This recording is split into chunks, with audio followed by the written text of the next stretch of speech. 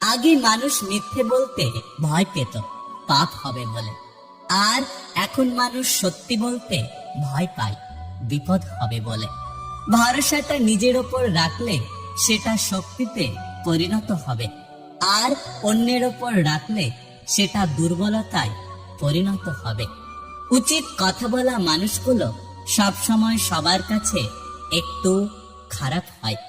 একটা কথা কি জানো তো, স্মৃতি হত্যা করতে পারলে এই শহরে কেউ আর আত্মহত্যা করত না।